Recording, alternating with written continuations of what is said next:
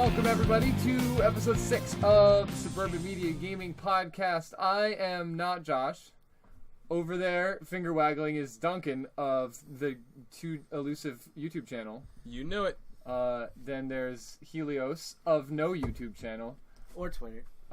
He is of... I'm just a guy. Of fame. Non-existent, but... One time, he ranked 4th in a competitive Super Mario Kart 8 tournament. The one time. Never again. Maybe you were there at that Too Many Games. And finally, we have our special guest, Andy. He's a special guest? I thought he was permanent. He's my special friend. Now, when we say special... Yes, it's exactly what you think. It's you on Kazoo. Oh, Andy, you're special in your own special way. Special. Oh. Hey! And I think that's it for introductions. This is probably going to be a little bit of a shorter episode. We don't have too much to talk about. But first we can go around, Sorry, there was a shiny Cubone on the screen. Oh, nice. Hey, it made up for that shiny Eevee that ran away. Twice. Dang. It's a go park. But anywho. So let's just quick go around the table and talk about what we've been playing, even though I'm pretty sure I know what it's going to be for you guys. But Duncan, please lead us off. Okay, just so we can avoid redundancy, I'm just going to tell you the other game that I've been playing. Sure. Besides the obvious Smash. Which would be Persona 5. Way to go. I've been thinking about going back into Persona 5 because it's been quite a while, and with the Joker League, or not the Joker League, the Joker announcement, I've just been like, I should go back and play that. I should finish my new game plus. Yeah, that's mainly the reason why I'm playing that right now is because of that Joker reveal that had me losing my the whole time when I saw it. All right, but what have you been playing the most over the past week since we've recorded? Smash. Yeah, there we go. Smash. Josh, what about you? Oh, I've been playing the ever so lovable game that everyone has been playing a lot. Something that I've been meaning to catch up for a while, and it's Fate Go. You took mine.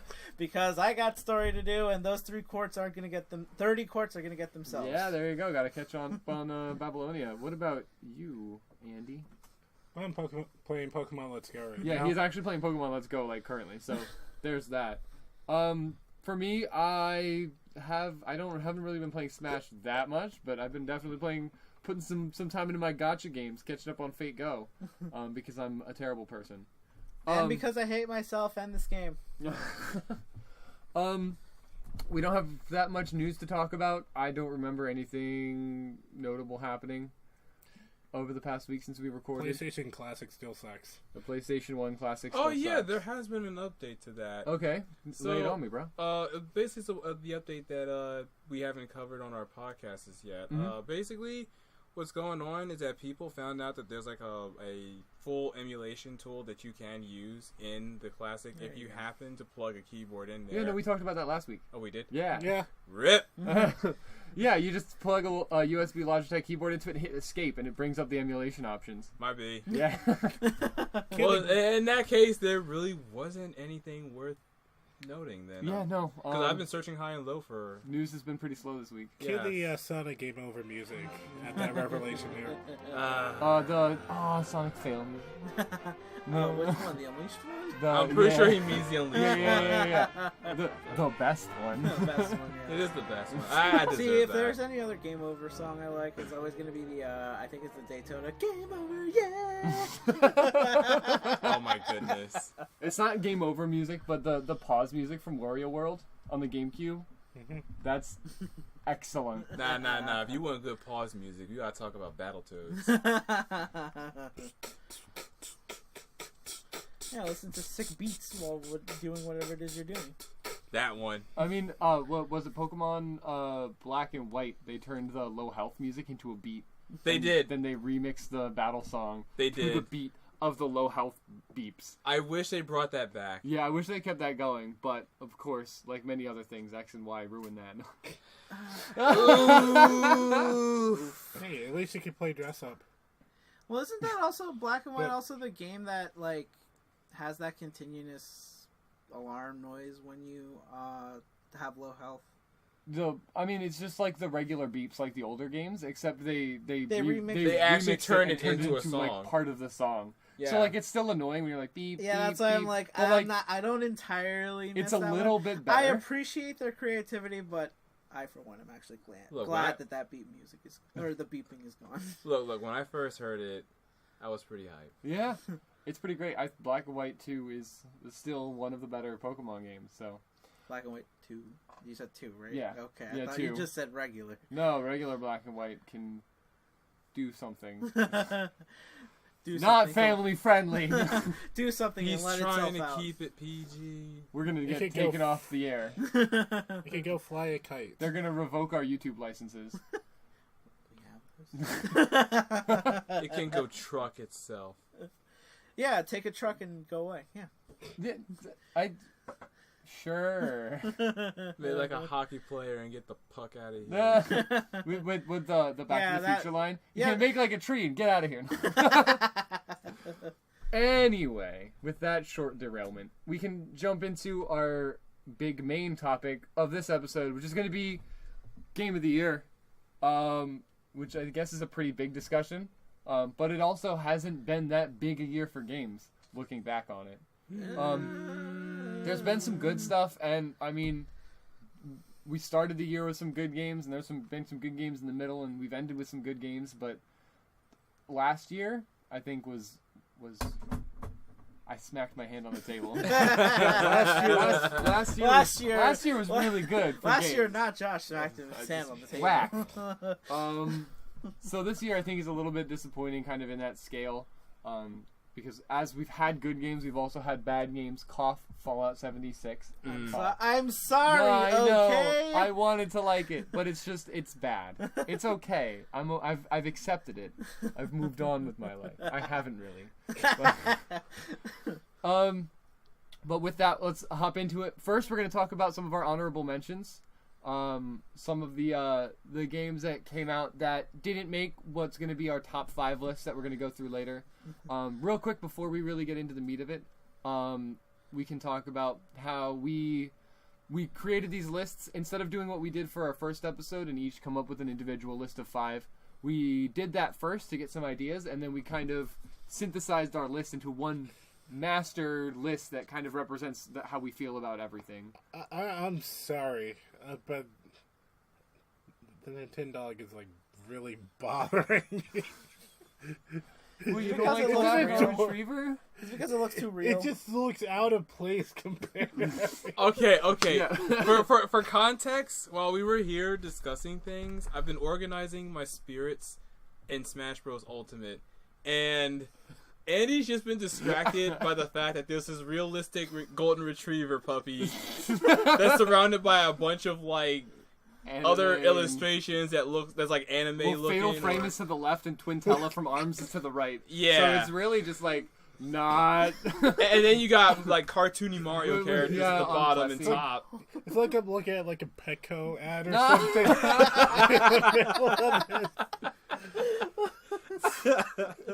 As I was saying.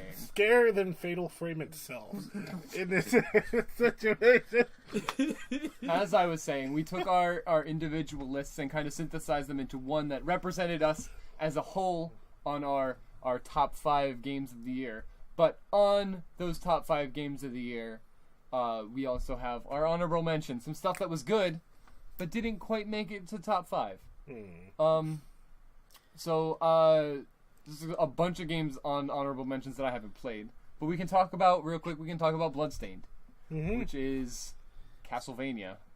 By the way, these two are up. Yeah, it was made by Inti Creates, right? Yes, it was. Yes. Yeah, Inti Creates is really good at 2D throwback, sprite work. They're amazing at that. Plus, it Inti was Creates is good. Plus, it was spearheaded Yes. by the same guy who made Castlevania to begin with, and also it was more of a not a get backer, a backer's reward for funding the actual Bloodstain that's coming out later next year.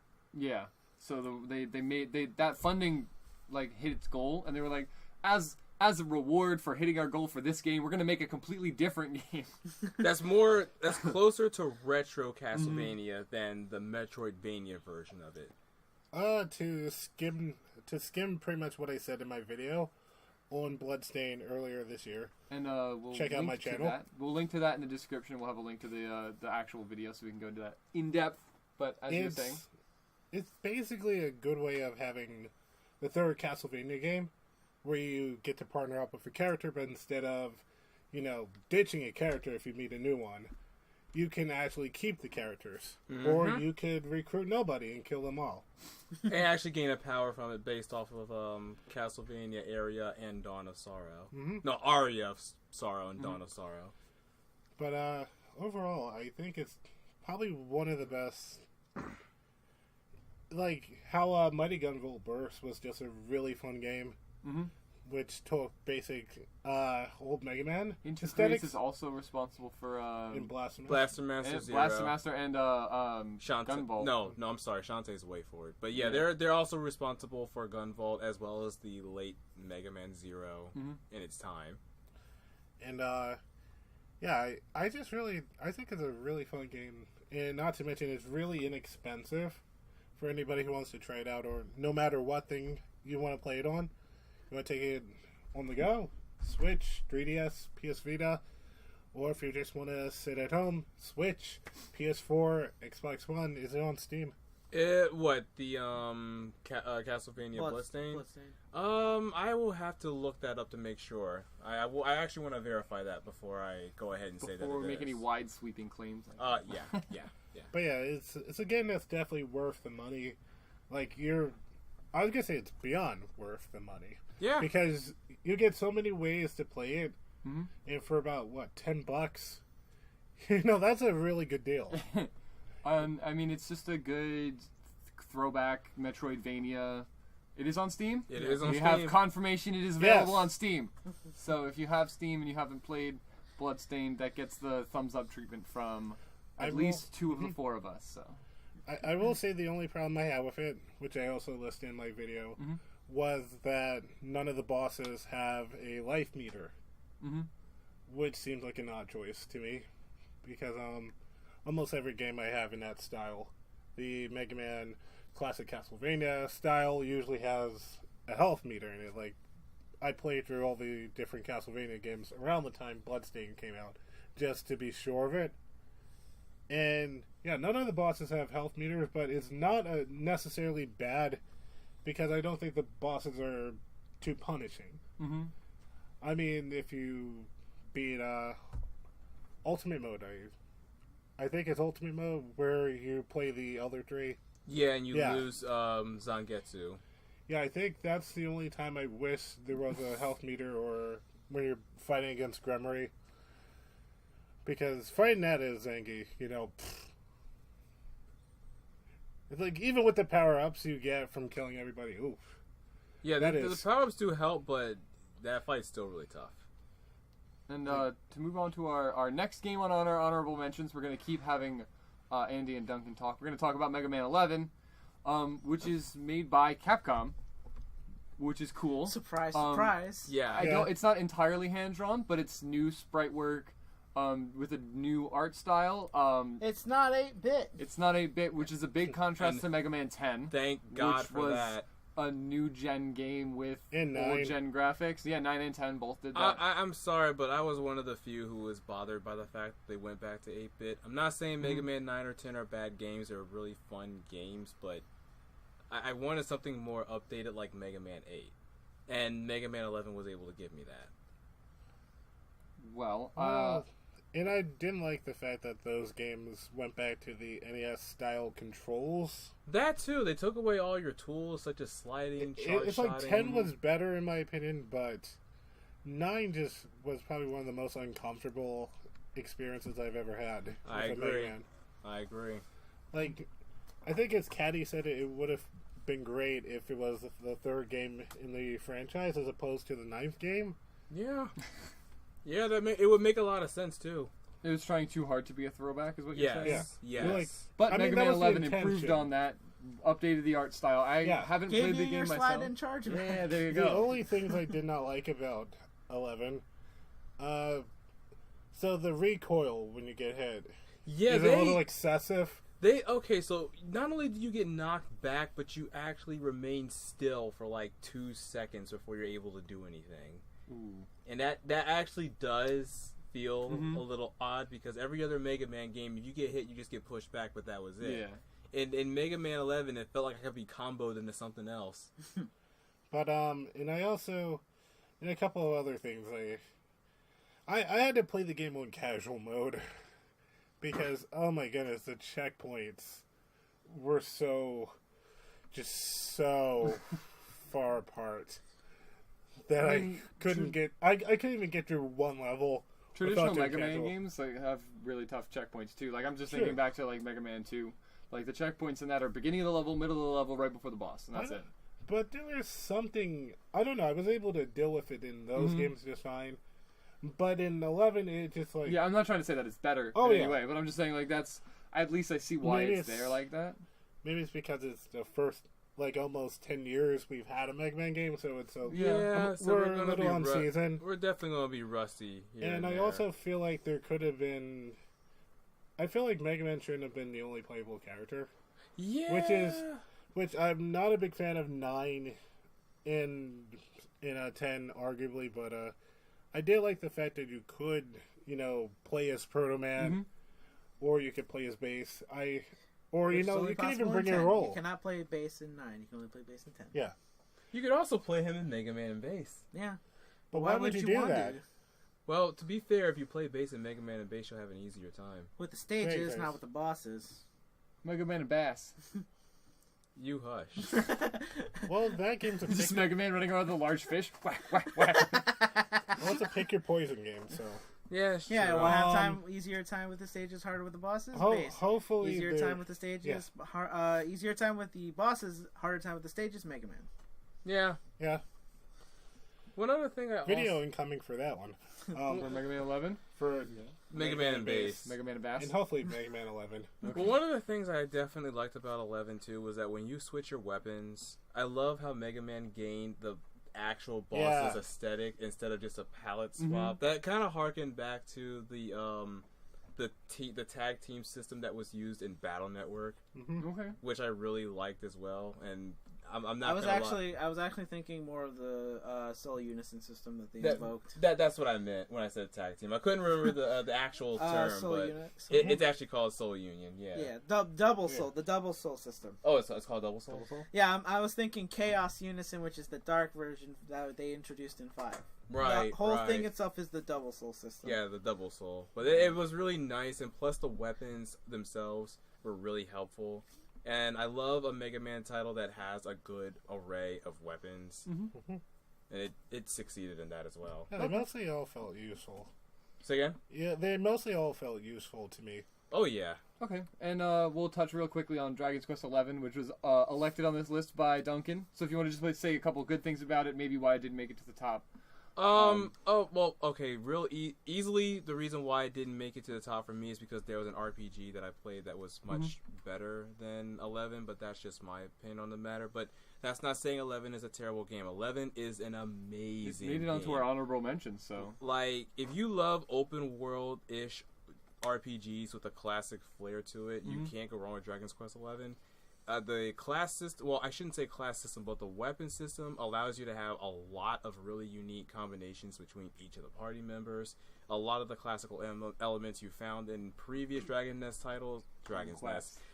Quest titles. There's only 2 Dragon's Nest. I know. Yeah, with each of those weapon classes, it gives you a lot of different combinations to your party. Plus, the story itself is really, really good. And bring a box of tissues, because the feels will hit you pretty hard, like, later on in the game. I'm just going to warn you now. Okay. And then we can move on to our final, the final game in our honorable mentions, which is one that me and Duncan played, which is Octopath Traveler. And that's really good, because it's a Square RPG, and it's another one that just harkens back to old-fashioned RPGs. It's got a very Final Fantasy aesthetic to it, with all the way that everything is 8-bit and 8-bit textures and pixel art, except the environments are in a 3D environment, and all of the towns have these 3D like 3D buildings, but with 8-bit and pixelated textures on it, which is really really cool. And there's 8 different characters with 8 unique individual stories that are all pretty good. Yeah. What's your take on it? So I definitely love the art style, 100%. It was one of the first initial reasons why I was interested in the game when it was being showcased. Yeah. Second, the box art, the art for the cover and all of the key art is the same art from Bravely Default. Yep. Which is something that's real close to my heart. So. Which I will also say, since you brought that up, that the game definitely plays very close to Bravely Default. So if you love how Bravely Default played, you'll definitely love Octopath Traveler. With the action point system and adjusting combat that way, which I think is a really neat system. Plus, one of the biggest things that brought me to it is the fact that it's supposed to be a spiritual successor to Final Fantasy VI. And you'll definitely see the similarities. Each of the characters have their own unique traits that they bring to the battlefield. They all learn different skills that help, make them stand out against each other. I'm pretty sure you love the merchant the most. Oh yeah, she was so much fun because she just found money going from area to area and spending money to get higher different attacks. Yep. And plus her story was really cool, and just being able to play her prologue. I played her prologue first. And it was super duper fun. Therian was definitely a favorite for mine, mainly because I've always loved the thief archetype in just about every RPG, Gotcha. And I even play one in a D&D campaign that I'm in right now. I really love the fact that you can just steal items from people with a chance of failure, but when you manage to get that low percent item, it's such an amazing feeling. That's one of the things that I really liked about Octopath Traveler is how each character's unique trait transfers into the overworld as well. So instead of a thief just being able to steal items in battle from enemies, you could also steal items from NPCs. Yep. And that transfers to all of the characters have ways to interact with NPCs. So there's the dancer from the demo, where if you could use your dancing skills to convince NPCs to join you temporarily, and then you could use them as sort of like an assist character. Olivia has the same ability as well, the cleric. Yeah. So, I think where it misses, even though the writing is really good, and the voice acting is top notch. The voice acting is really good. I think it kind of lacks a sense of uniformity, because all 8 of the individual characters are all well developed within their own individual stories, and you travel as a group of all the characters that you've collected so far, but they don't intertwine at all. They really don't. There's no reason for them to be traveling together except for the fact that they're all main characters to the game. At least Final Fantasy VI and Chrono Trigger had those especially Chrono Trigger. Yeah, they had individuality with each of the characters' arcs, but they all managed to tie back to the main reason why they have to be together. Yeah, why they're all traveling with Chrono, and why traveling through time is important for that particular character. Yep. So that's what's really missing from Octopath Traveler, is just a sense of uniformity between all the characters. Besides that, it's super duper fun. The music is great. Yes. It's fantastic. Yes. So, I'd say give it a shot. If you can pick it up, used for below retail price. Look, it's sold out in Japan, and they ran out of copies eventually. Oh my god, I didn't know that. Yeah, they did. I picked up the collector's edition just because I'm a fan of Square RPGs, but the box is cool, I guess. I don't know. It comes with a big map. That was neat. Anyway, we'll move on to our list, and we're going to knock this out from 5 to 1. Starting with our number 5, it's Ni no Kuni. Yes. Which was put there by Duncan. And only him. So and only him. He's the only one that played it, but it is basically the only RPG that made the list. Yes. This was Tell us a little about it. So this was the RPG that replaced Dragon's Quest XI. While I was comparing the two of them, I was leaning more towards Ni no Kuni, only because I happen to really love the art style. The presentation of that game is top notch. And I know this is going to sound real petty when I mention this reason, but the game runs at a constant 60. Look, games that run at 60 frames are always going to be crisp. If Dragon's Quest XI ran at 60, then this would be a much harder decision to make, because that game also had amazing art style visuals. You had You literally had Toriyama's art style Yeah. versus the Studio Ghibli art style, and they are both really high contesters as far as animation style goes. But other than that, there's also the music in the game, which is absolutely phenomenal. I heard that's great, yeah. Like, the soundtrack between both games, the soundtrack for between both of them, Ni no Kuni knocks it out of the water for me. The story is also really great. It's a simplistic story, but it has a lot of charm and a lot of heart to it. So I know you're going to get a kick out of that when you go ahead and play the game yourself. All of the characters are really enjoyable, and that's another trait that I love. I love an RPG where you don't hate any of the cast. Any RPG that can do that is an instant winner for me. See, when you said you liked all the characters, my mind automatically went to Persona 5, because I love all of the characters in Persona 5. Yeah. And then you said you don't hate any of the cast, and I was like, would you consider Goro Akechi part of the cast? Because I hate him. Cut topic for another day. Yeah, absolutely. I already have that as a topic for a whole podcast, just talking about that guy. But one other thing that I also love about Ni no Kuni is, well, the second game anyway, is that it's also it has real-time battling in the game, and it plays, well, it depends on if you've played the game or not. It plays more so like a Tales of game. I was going to say something akin to like Tales of, but you had another game you wanted to compare it to? In the event that you hadn't played a Tales game, you can also compare it to, what's it called, Dark Cloud 2 or Rogue Galaxy, because it plays very much like those as well. You play Rogue Galaxy, I right? love Rogue Galaxy. Yeah, you didn't talk about that in the pre-show. Yeah, no. Rogue Galaxy is a successor to Dark Cloud 2. Okay, I didn't know that. It plays very much like that as well. I just know that I know the combat system in Rogue Galaxy, as I have described it myself, is that it's Tales but with a gun. Yeah. Yeah. And I think that's why I like Rogue Galaxy more than I like Tales of. But that's I was just actually replaying that recently too. It's good. I love that It holds game. up. Anyway, those are Duncan's thoughts on Ni no Kuni. And now y'all are gonna hear me ramble for a little bit, because we're moving on to number 4. And number 4 is Celeste, which is so good. It's a indie developed 2D platformer in the with just so much heart, and it's very, very hard, but it has I don't want to say forgiving checkpoints, but each screen is a challenge. But if you die on the screen, you just go back to the beginning of the screen. So it's not like you're doing the entire level again. But it gets very, very difficult. But the game also does a really good job of teaching you how to play the game without using any tutorials or anything like that. It'll show you all the buttons, and then it'll be like, oh look, you can grab onto this thing, and the thing moves, and then it kind of teaches you how to use that, and you can bring in momentum, and it's basically just you have a jump and you have a dash. And until you touch the ground again, you can't dash more than once in the air. But they use that, and then they introduce more mechanics, and the story itself is about a girl climbing to the top of a mountain in kind of a journey of self-discovery, and it's a game that can mean a lot to a lot of people. And it did very well in the Game Awards. That happened 2 weeks ago. Give or take. And most importantly, the music is phenomenal. And I cannot say enough good things about it. It is available on Switch and PS4 and Steam. So pick it up on one of those if you have the ability to. It is also coming to limited run on January 1st. So there's going to be a physical release on PS4 and Switch. Andy seems to be upset about that. We're both a little upset at that because that's more money down the drain. I'm one of those guys who'll buy a game more than once if it's a game that I like. Don't look at my 7 copies of Final Fantasy IV. But I am definitely picking up a limited run copy of Celeste.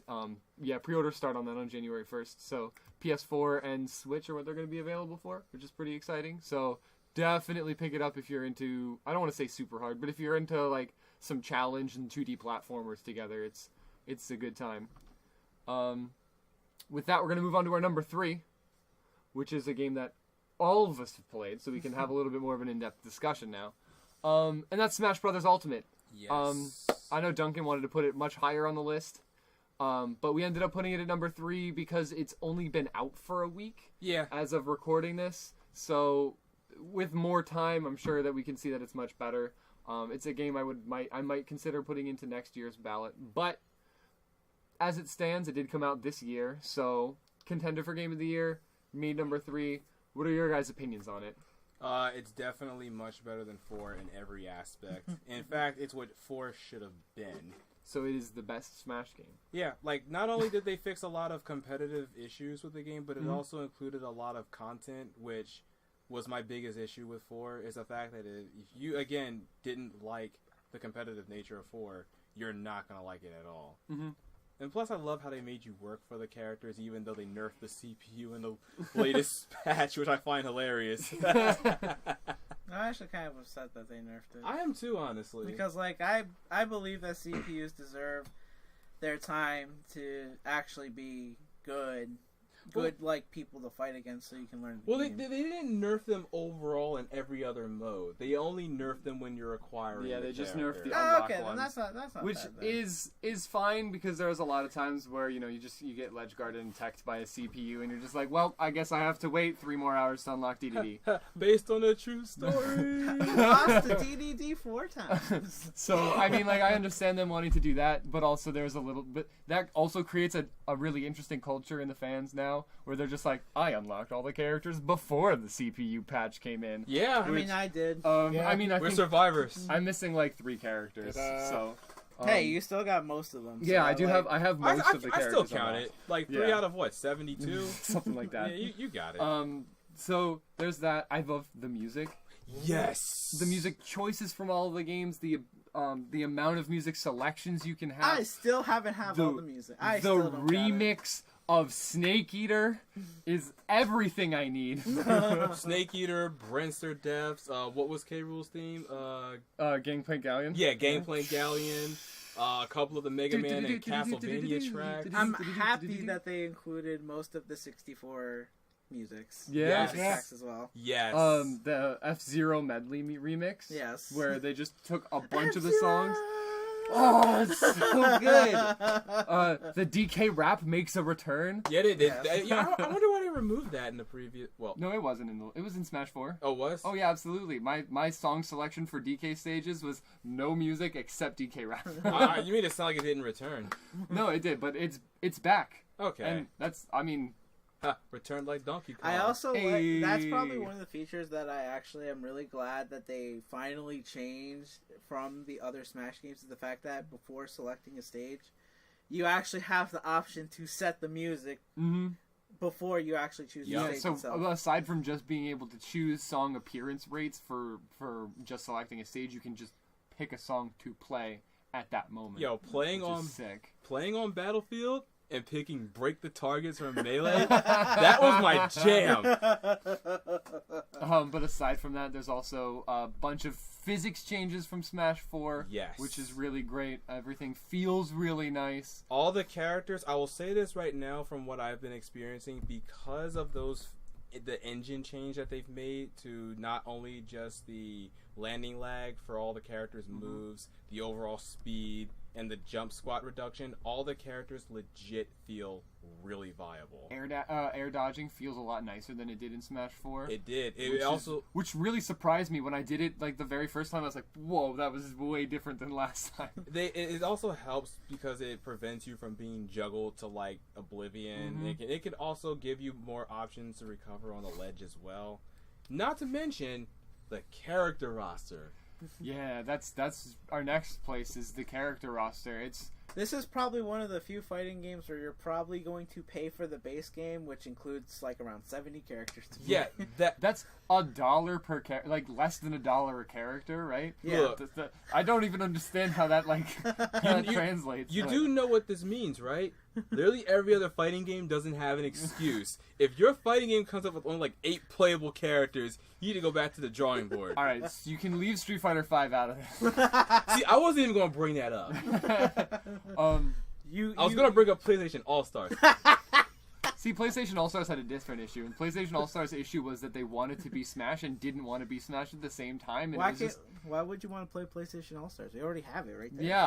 Yeah, as soon as the first DLC drops, right, you got Persona 5's Joker, Yeah. you've got Final Fantasy VII's Cloud, like Heavy hitters. Gear all Solid. Metal around. Gear Solid's Snake. Like, this is the Sony game that Sony doesn't have. Their first DLC is freaking Joker. Like, and they're already hitting you really heavy. Like, they're pulling no punches. Like Mac. Hey, and Little Mac's in the game because everybody from previous games is here as well. And he's better. Yeah. Which just he is. But that just makes the game like really live up to its name as Ultimate. Mm-hmm. Only one problem. What up? That means more amiibos I have to get for the Smash one. Which, as of this week, I'm finally 100% again. Until Joker comes out. No, until the Belmonts Until come the out. rest. And Piranha were Plant. And Piranha I need Piranha, the Belmonts, I need Joker and Daisy. Pichu. Yeah. Daisy. Because Daisy's Yeah, gonna get. a whole lot. I have Daisy in the Mario Party version, like her Super Mario one. But I need a Daisy. I still don't have that Smash for some amiibo. reason. It was the only Mario one that I picked up. Wait, no, that's not true. I also got Waluigi and Wario. And I obviously need to get a Joker amiibo because that's a thing that's going to exist. You know it's going to happen. Those two words together, I never thought I would say, but here we are. Yep. We are in this timeline. We never thought we would say that Persona would make an appearance in Smash. I've been seeing just a bunch of old posts on Twitter that people have been retweeting because it's really funny now. Some stuff from like August of last year that's like, look at this really funny, Joker in Smash, ha ha ha ha, and it's like, oh wait, oh no, it's real. I mean, Andy, Joke's if you on you, would, it's can real. you please just take a picture of as soon as I can get to the actual menu, I'll look at that picture later. But can you please just take a picture of this beautiful roster that I'm about to pull up? Like, you gotta remember that when we were growing up with this game, when you saw a roster like this, it was hard to believe people who would say that. No, it was either hard to believe or you were just playing a hacked version of Brawl with crappy custom characters. Or the Smash 4 hacks. Yes. Like, this is an actual thing. Yeah, and there's gonna be more. And there's more. Awesome. We still are expecting But wait, there's Piranha more. Plant and 5 other characters. Well, Piranha Plant and Persona 5's Joker And have 4 been other announced. characters.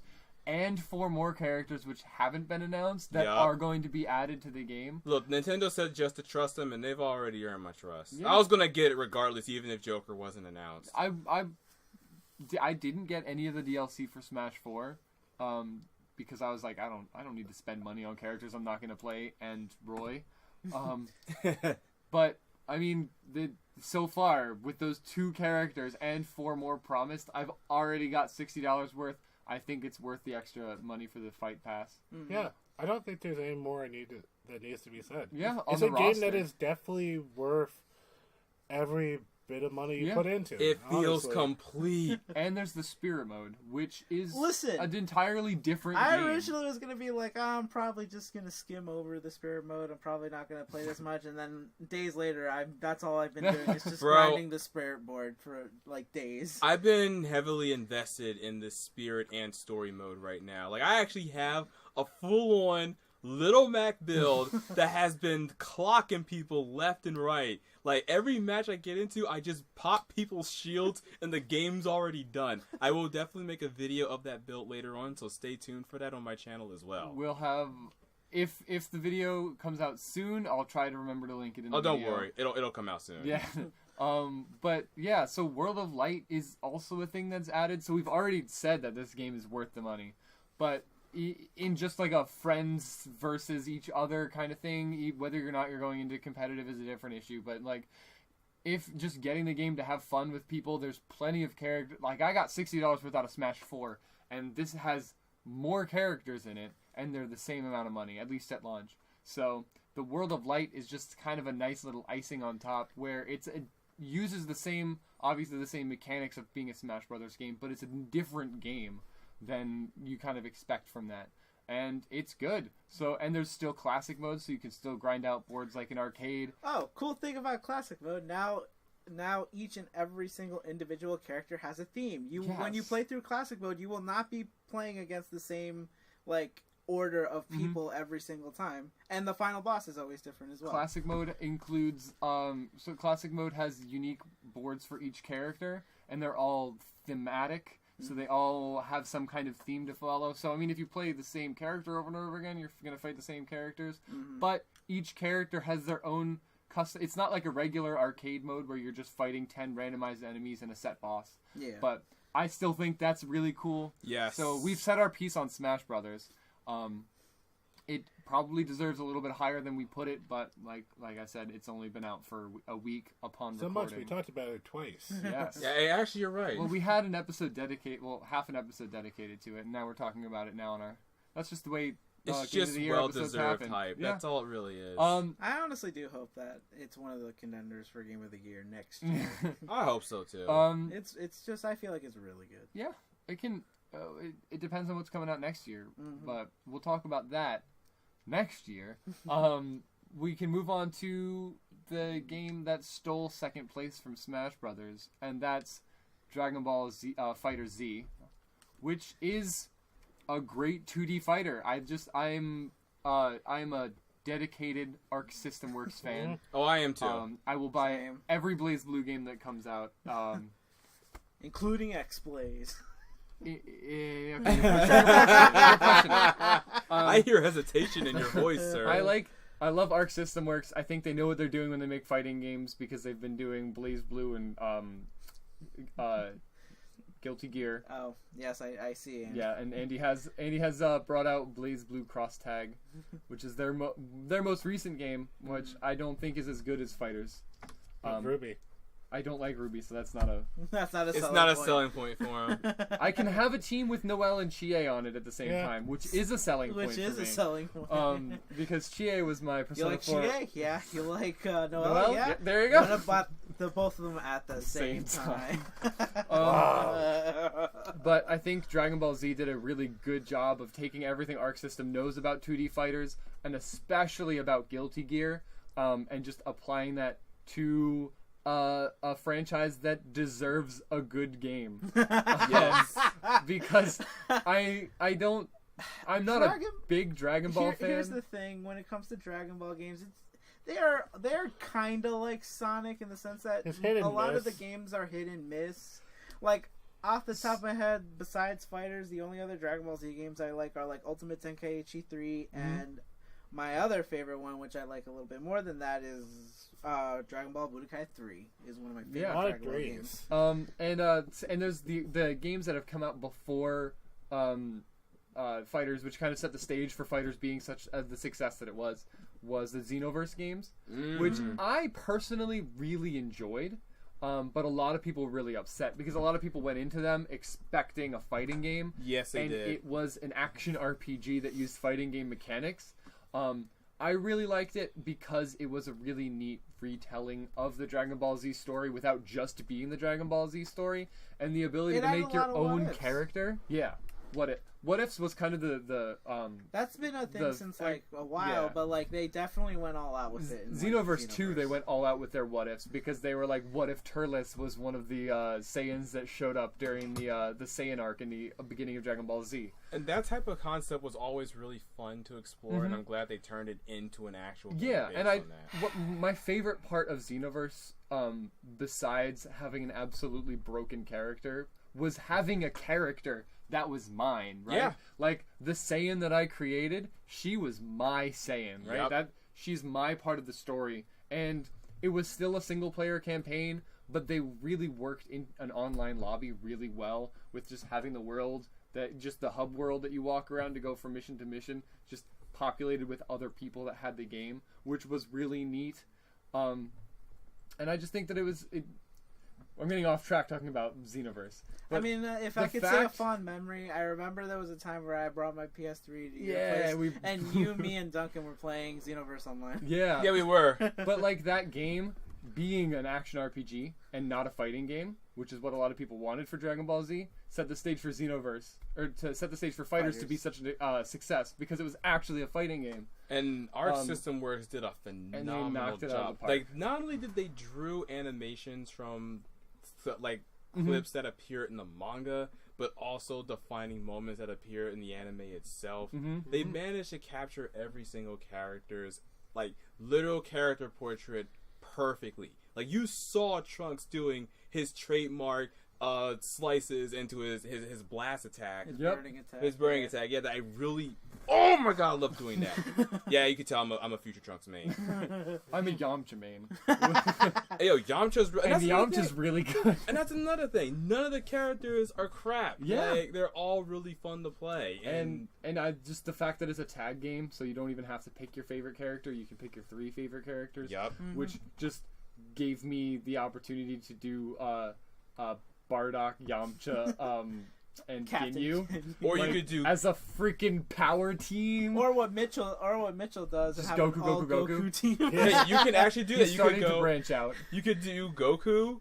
Super Saiyan Goku with the Super most Saiyan recent Goku DLC. and Super Saiyan Goku Blue. Well, there's Goku pre Saiyan Goku where he has the Kaioken and the Spirit Bomb, and you could either go Gogeta or no, I'm sorry, Vegito. Gogeta's the cool one. Yeah. You have Goku Black, which counts. Wait, I just read what you just said.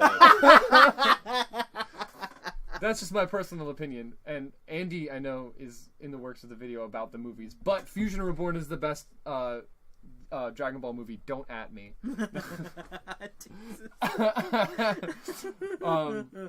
But the team I always roll with was definitely Future Trunks, Gohan, and Which Gohan? Teen. Oh, okay. Teen Gohan? So Teen What Gohan. other Gohan? Well, actually, Adult adult Gohan. Gohan's like broken as hell. Adult Gohan is very good.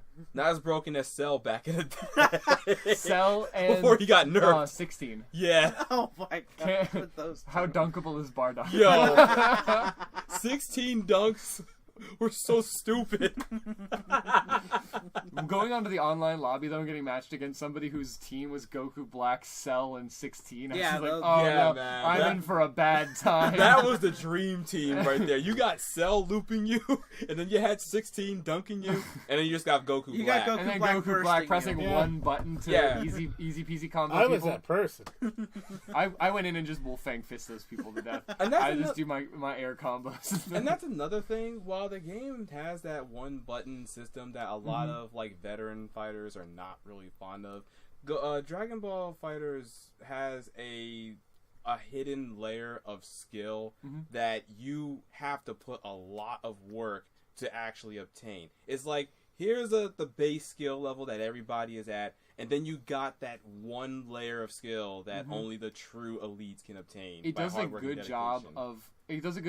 of scaling of difficulty scaling for how good you are at fighting games. Yep. Because I mean, Arc System Works has done the easy beat combos in Persona 4 Arena and Persona 4 Arena Ultimax, and that's kind of where I don't know what other games they've used that in. 'Cause Blaze Blue actually does do that. There is one Really? button combo. There is. You have to actually set it though, whereas like you Oh, have your the normal stylish? and then the stylish, which yeah, is yeah. a one button. I don't combo. use the The stylish, so thing I've literally never used stylish, but The thing with the stylish combo in BlazBlue though is that a lot of the combos are like really weak damage output that's the thing with easy beats, especially in in P4A. in P4A, yeah, which kind of transferred over to Dragon Ball, which I think is one of the things that makes it work as a fighting game, because people at low skill can use easy beats, which do less damage, but people at high skill can do those inputs or easy beats. Like it's cool. And plus it allows you to develop your fundamentals a lot faster, so you're not worrying about, oh, I should hit this button at this specific moment. It's like, no,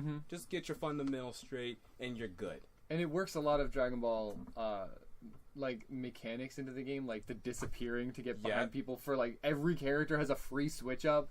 The using Dragon Rush. The Dragon Rush, which is really great at closing distance, and like you can use that to either get first hits or like use that to, if you see somebody Dragon Rushing you, just down smack them out of C. the air. I will say Down it's, C it's does. better. Down C, it's yeah. better than Budokai 3's Dragon Rush, where you guys go into a lock together and you have to press a button and hope to God that your button's different. If not, the opponent is going to It's either literally- block it and stop it. Your momentum altogether. That's It's so literally that's too much. It's That's too literally much. By the way, rock, paper, Ultimate scissors. Tenkaichi is nothing but that. For regular combos, It's not li- for just special occasions. That's literally rock, paper, scissors, the game.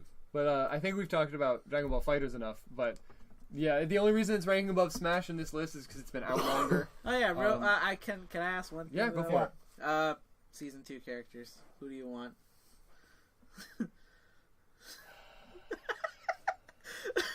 Super Saiyan 4 Goku. I want Gogeta.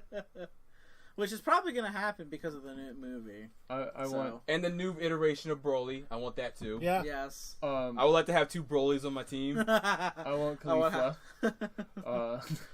I know a lot of people are saying they want Jiren.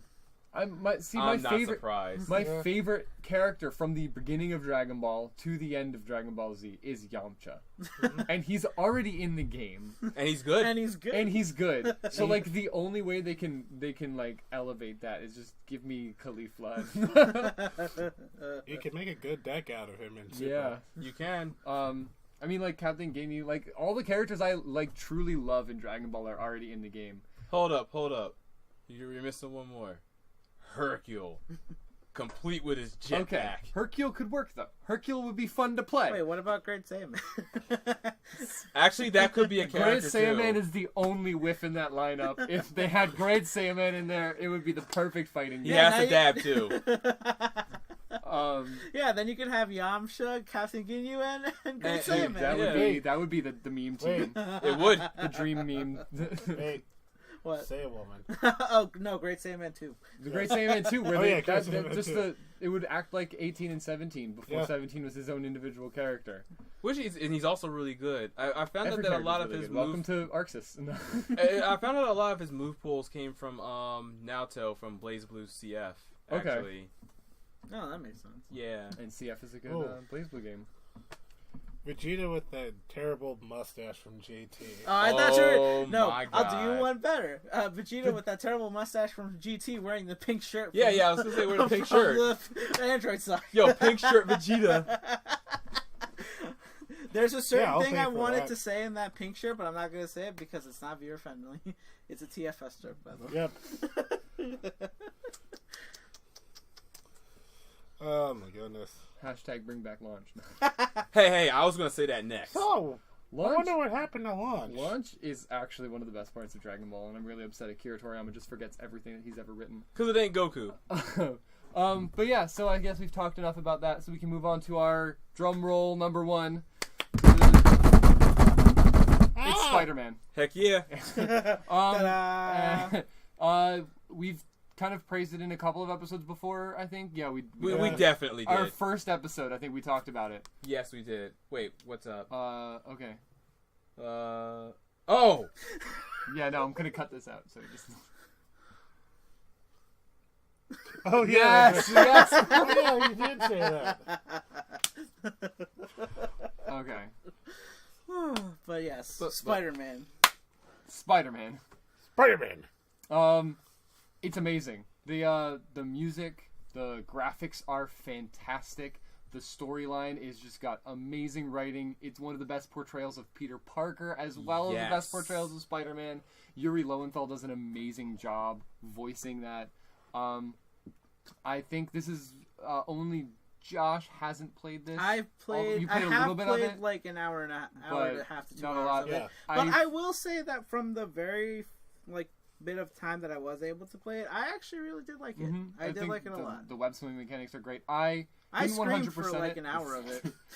I didn't 100% it, but I did complete the entire storyline because it was really gripping and it got me. I know Duncan 100%ed it entirely. I did. I haven't gone back and played the DLC yet, which I really have to. And Andy has played some amount of the game between 0 Distracted by the several selfies. hours. Distracted by selfies. But yeah, go ahead, talk about it, because this is a game that we need to explain why it's number 1. So what I love about Spider-Man, outside of the points that you definitely brought up already, this game I felt captured the essence of Spider-Man when he's not only web slinging, but also in the middle of combat as well. A lot of people complained that the combat was dull and boring, and I'm like, no, the combat is very, very much like Spider-Man. Like, you can literally dodge and move exactly like you would expect the webhead to move, and be able to attack at the same time while staying suspended in the air and webbing like 50 other people in like many different combinations. Like, one thing I love doing is juggling somebody in the air and giving them that Marvel vs. Capcom treatment. Then like after I knock them out, I quickly whip somebody to the wall so they're already taken care of. Then I like grab somebody else and swing them into another villain. It's like there's like so many ways you can execute people. It's too good. It does a good job of taking the combat system from the Arkham games. Yes. And adapting it into a way that makes a lot of sense for Spider-Man.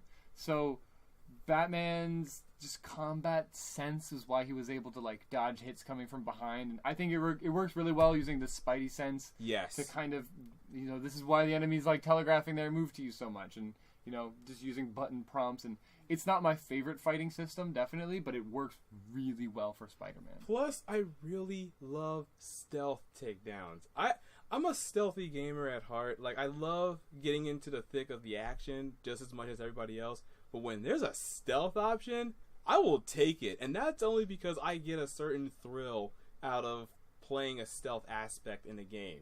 So when I'm in the middle of, like, raiding a base and I kill the first wave just by stealthing them the whole time, that's like a little mini victory for me. And, people complain that, oh, okay, you take out the first wave, but now you gotta actually fight them. But when you really think about it, it's like, come on.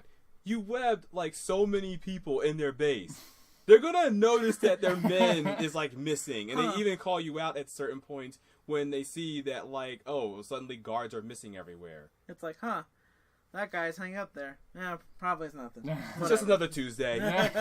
Just another Tuesday in New York City, So in a way, it's realistic.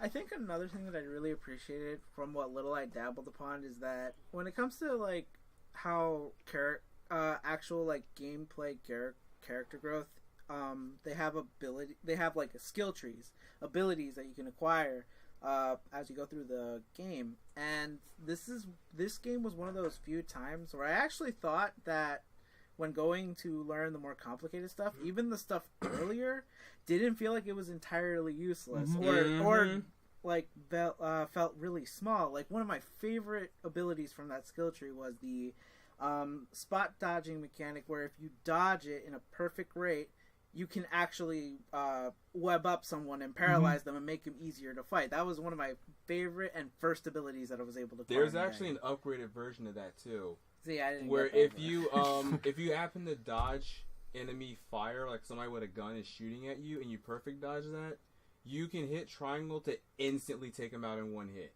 Oh, okay. I used the ability where when you dodge somebody with a gun, you can instantly pull the gun out of their hand. Yeah, that's too. That was really good too. That's something that I noticed with Horizon Zero Dawn specifically. It was kind of what brought that to my attention, is just skill trees that actually affect gameplay instead of just being like affect gameplay, but it's more so like actually feel something meaningful. That you can Even like the earlier skills actually do have an impact. Yep. Yeah. Whereas like in most instead of other just being skill like, trees, oh, this gives you 2% extra damage. Like, it's thank you. That's really gonna 2%. I'm totally gonna notice that when I'm fighting someone. Yeah, but they give you more moves, and they actually affect gameplay, and they feel like growth along the way too. Plus, one thing that I also really love about Spider-Man, and this is something that every superhero based open world game has to adapt, and Infamous did it best, and Spider-Man also did it just as well, and that's the interaction with like the characters,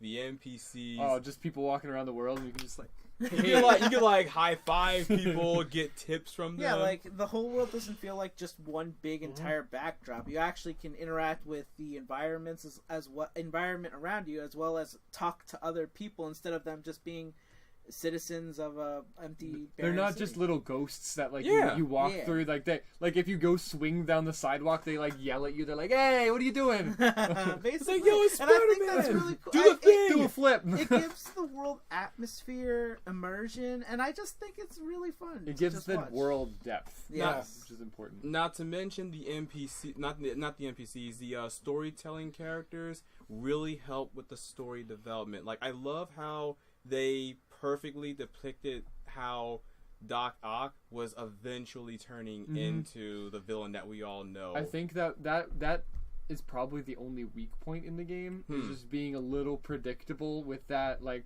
oh yes, Peter Parker is working for Dr. Otto Octavius. This couldn't go anywhere terribly wrong. And I mean, there's a lot of like, if you don't know the story of Doc Ock, there's a lot of really good subtle hints, and like his kind of descent into madness is done really well. Yes. But anybody picking up a Spider-Man game kind of already knows that storyline. But that being said, they did do a really good job of developing Peter's as a character and his relationship with Doc Ock in this particular story. I actually think that even though it's definitely predictable that Dr. Octopus was going to be the main villain, I do like that they gave that the game at least did make me feel some kind of sympathy for They him. did. It And, did. like, I understand that Doc Ock was made to be a villain that obviously I'm supposed to dislike, but I do like You're that... not even really supposed to dislike him because they give him so much character development. That's And what a lot of the villains. you in play the Spider-Man game do. as Peter, so you see him like kind of slowly losing it. So you're like, oh no, this is a sympathetic villain. Mr. Negative, on the other hand, like he is a mustache twirling villain in that Yes. story. He has character. And not to say he lacks motivation, because he has motivation, and you kind of do see an internal struggle with him. But he's also just straight up mustache twirling villain. Like, Yeah. I have darkness, and I want to bring the darkness and just kill a bunch of people, and he does. Yeah, And, he like, does. It's really well done, and I think the only weak point, I did say like my only problem with the game before, but like the only weak point within gameplay are the non-Spidey sections. Ah, yes, the stealth Ooh, missions. my favorite character, Mary Jane Watson. I do Oh, appreciate the escort mission? No, the stealth missions. the stealth Oh, the missions. stealth. Where you're literally playing as Mary Jane. Oh, okay. I honestly say more so Mary Jane because I did like the Miles Morales sections. I Honestly. liked the Miles sections, giving Miles more character to kind of Yeah. like, establish him in the universe in that particular world. But I appreciate a game trying to break up gameplay so that it doesn't become monotonous if you're hammering the game out all in one big chunk. Which I mean isn't exactly what I did, but it was pretty close. But like every time I was in one of those sections and I was like crawling around a corner, I was just kind of like, man, this would be way more fun if I was like swinging from the rooftops like Spider-Man. It's like can I in please my Spider-Man game. it's like can I please do this as Spider-Man? Can I like just It would be way easier as Spider-Man too. yeah, because you again stealth mechanics with Yeah. Spidey.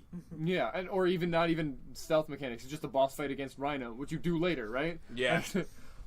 That's I think was screaming throughout most of this fight too because I was afraid to get hit by him. I think that's the only misstep in the game, and I understand where they're coming from, and it's not that they were even bad sections of the game. Oh It's heck, just by that- a long shot they weren't. It's just that they kind of worked against the mechanics of playing as Spider-Man, because they did a good job furthering the story, giving more context, developing both Mary Jane and Miles' characters. Yes, like they they did a did. good job doing all of those things, which is apart from breaking up gameplay, kind of their purpose. But I want to be Spider-Man. I want to go like jump from the Empire State Building and punch somebody. Like I'm playing the game to be Spider-Man. So but we didn't cover the best thing about the game though. take it away. Spider Cop. Oh boy. I think the best way to sum the game up, it's a Spider-Man game. It's probably Legit. arguably It's a the, good Spider-Man. And even Arguably Stanley one made of a the better cameo. Spider-Man. And Stanley made a cameo, and he made one of the best cameos I think he's ever made. And I say that about a lot of Stanley cameos. If you're like, oh, Guardians of the Galaxy 4, yeah, when they were just like when they made tribute to that one fan theory about him being a Watcher, where he's talking to the Watchers. Like, I love Stanley cameos. The one in Deadpool where he's like a DJ at a strip Yeah, club. but like the cameo in that where Peter and Mary Jane are talking, and it's just kind of like they're not together anymore, and Stanley is just a guy that works at the restaurant they're at. He's like, I really like you two together. And You're I was like my favorite couple. it's like, oh, it works so well. It's funny. It's the same thing he said in the Venom movie. yeah, Basically. yeah, he did. So I think we've definitely Also, no So- Venom. What? What even? Wait, what? Well, this game wasn't it? It's based on villains- the Sinister Six. Yeah, the Sinister So Six. Venom is not Venom even- isn't really there. so if we get a He'll sequel, be in Spider-Man 2. yeah, when we get a sequel, you can count on Venom being in that because Venom is one of the biggest Spider-Man villains. Yes. And we can see him done well on the big screen, unlike Spider-Man 3. Oof. I still like Yeah, it, it cuts though. deep, doesn't it? Well, I do love Tom Hardy as Venom. I love Spider-Man won. 3. Oh no, I think that's Spider-Man. like 3 is it's like one an of- ironic it's a love, really, right? really bad movie, but I loved it. Like it's just like one of those things. Like I hate it's so bad, but like it's I my think childhood. it was mostly I think it was mostly Venom and Spider-Man 3 that killed it for me. Because What? I Not liked... Peter dancing? It was the emo I thought Peter. it was funny. Okay, fair enough. Emo Peter scenes. Well, that's a I discussion think that for was the another day. intention. But anyway, yes. But yeah, if you own a PS4 and you haven't played Spider-Man yet, what are you doing? Stop playing Red Dead 2. Or Lego Spider-Man on the Xbox. Hey, let's not go that far. Lego. All right, the I love Lego games. Lego Marvel 2 on like Xbox or PlayStation. It's on both. It's a good game. Oh, don't worry. I know. I'm just pulling people's legs. Yeah. So obviously play it, form your own opinions. But that is our game of the year, Spider-Man. Way to go, Spider-Man. You won an award that Doesn't means really mean nothing anything. because we're just four guys in a guys. basement. Rip Stanley. Rip Stanley. He'll be missed. And rip Spider memes as of Into the Spider-Verse. I still need to see that movie, so don't spoil it for me. Is it even out yet? Yeah, it's out. Oh. Okay. Peter kills Dumbledore. All right. Spoiled. I think that's going to wrap up our discussions for Game of the Year. Thank you guys for listening. And, Oh, crap. don't break things, Andy. I don't wanna. Follow us on our various social medias and or YouTubes. Bye! Bye-bye. Peace out.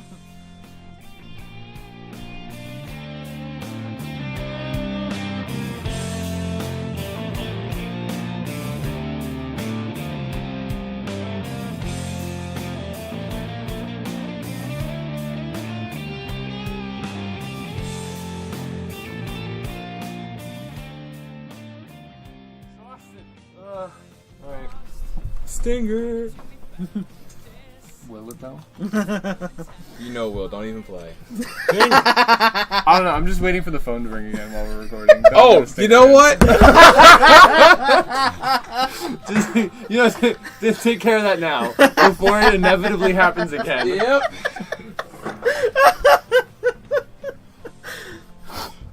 So Stinger. this totally means. Yeah. Stinga, barely know her. Are you good now, Duncan? Yep, we are officially good. That phone's gone.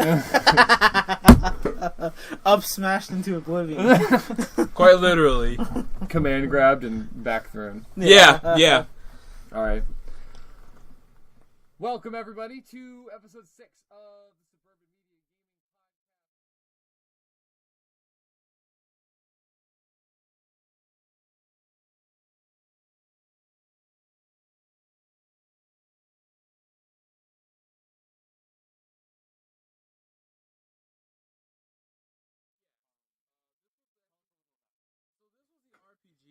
That replaced Dragon's Quest 11 for me, because when I started to compare the two of them. Are you okay, man? I think he sat on this chair too long and now his butt hurts. Does your butt hurt? Wow. Are you okay? You good, man?